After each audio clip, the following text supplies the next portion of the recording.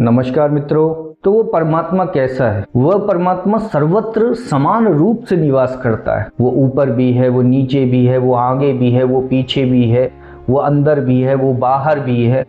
वो बाहर भी नहीं है, वो अंदर भी नहीं है, वो आगे भी नहीं है, वो पीछे भी नहीं है, वो ऊपर भी नहीं है, वो नीचे भी नहीं है। उसकी रहनी बहुत ही विलक्षण है। अगर हम चाहें तो उसको प्राप्त नहीं कर सकते, और वो बिना चाहत के प्राप्त भी है। वह आपके अंतःकरण में निवास करता है, लेकिन आप इतना नज़दीक है, वो इतना नज़दीक है कि उससे पास कोई नहीं है, लेकिन उसके बाद भी आप उसको देख नहीं सकते। और वो इतना दूर है, वो इतना दूर है, वो इतना दूर है कि आप अनंत जीवन, अनंत काल तक भटकते रहें, लेकिन आप उसको प्राप्त नहीं कर सकते। वो आपके भीतर बैठा हुआ है, सबसे नज़दीक है, वो आप ही है, लेकिन फिर भी हम उसे देख नहीं सकते। वो सब में समान रूप से है।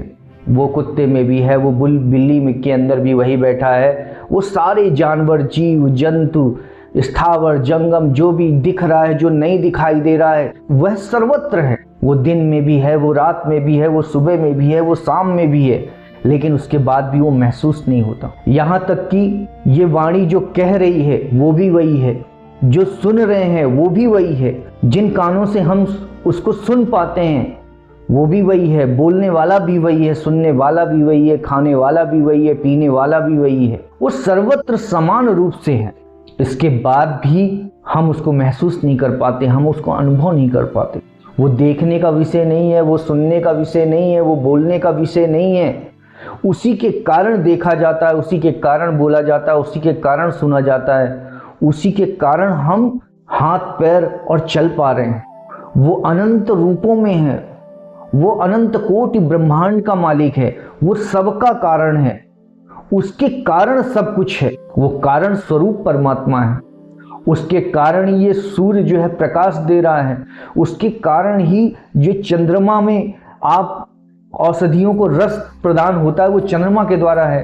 तो वो उसके कारण ही सूर्य प्रकाशित है, उसी के कारण चंद्र प्रकाशित है, उसी के कारण ये सारे नक्षत्र जो आप देख रहे हैं, जो प्लैनेट्स देख रहे हैं, वो अपनी अपनी स्थिति में है। उसकी रहनी बहुत विलक्षण है। वही बोल रहा है, वही सुन रहा है, वही चल रहा है, वही बैठा है, वही इस सर्वत्र सारी माया के अंदर वही है। जो ये माया आपको जड़ से चेतन दिखाई देती है उसके कारण ही है। यहाँ तक कि भगवान कहते हैं इंद्रियों में मन भी मैं हूँ। हम बात करते हैं कि हम मन को कंट्रोल कर लें, सारा विज्ञान, सारा साइंस और तमाम चारों तरफ कह रहे हैं लोग कि अपने मन को साधो, अपने मन को साधो, लेकिन भगवान कहते हैं इंद्रियाणाम मनोअस्मि, इंद्रियों में मन मैं हूँ। जब भगवान स्वयं मन है तो मन को कैसे बांधा जा सकता, कैसे कंट्रोल किया जा सकता है? इसीलिए शास्त्रों में वर्णन है कि वो उसको वही जानता है जिसको वो जानवा दे, बाकी और उसको जानने का कोई उपाय नहीं। तो वो परमात्मा अनंत है, और वो सबसे सूक्ष्म भी है, वो सबसे बड़ा भी है। उसको काटा नहीं जा सकता, उसको जलाया नहीं जा सकता, उसको बोला नहीं जा सकता, उसको घोला नहीं जा सकता, उसको सोचा नहीं जा सकता, उसको विचारा नहीं जा सकता। उसी के कारण जो है सोच है, उसी के कारण विचार है। तो अनंत कोटि ब्रह्मांड का मालिक वो परमात्मा, परमेश्वर सबका आधार है, सर्वत्र जगह, हर जगह है, हर कण कण में व्याप्त है। तो उसको साधना जो है इतना सरल नहीं है, इतना आसान नहीं है। इसीलिए शास्त्रों में और हमारे आचार्यों ने कहा है कि अपने आप को जो है समर्पित कर दें, समर्पण कर दें। भगवान कृष्ण स्वयं कह रहे हैं कि सर्वधर्मान परित्यज्य माम एकम शरणं व्रज, मम त्वाम सर्व पापेभ्यो मोक्षयिष्यामि मा शुचः। भगवान कहते हैं कि सब का, हर चीज का त्याग करके केवल तू एकमात्र मेरी शरण में आ जा, मैं तुझे सारे जो है पाप से, अपराध से मुक्त कर दूंगा। केवल समर्पण ही एक ऐसा मार्ग है, जब तक आप श्रद्धा, प्रेम और विश्वास के साथ अपना स्वयं का परमात्मा के चरणों में समर्पण नहीं कर देते, तब तक आपको उनकी अनुभूति प्राप्त नहीं हो सकती। सब उसी का है, हम उसको क्या दे सकते हैं? उसी के कारण ये सब पेड़ पौधे, फूल पत्ती, खाने पीने की हर चीज उसी के कारण है, तो हम उसको क्या अर्पित कर सकते हैं? जब वह मन ही स्वयं है तो हम मन भी कैसे अर्पित कर सकते हैं।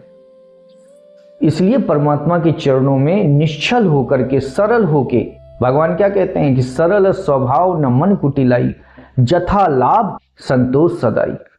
अपना स्वभाव सरल कर ले, मन में किसी प्रकार की कुटिलता न रखें और जीवन में जितना लाभ है उतने में संतोष रखें। इस प्रकार से चलने पर भगवान कहते हैं कि न योग न जप न तप उपवासा। मुझे प्राप्त करने का कोई साधन नहीं है कि आप सोचें योग कर लेंगे, जप कर लेंगे, तप कर लेंगे, उपवास कर लेंगे तो भगवत प्राप्ति हो जाएगी या आपको सच्चा आनंद प्राप्त हो जाएगा, सच्चा सुख प्राप्त हो जाएगा।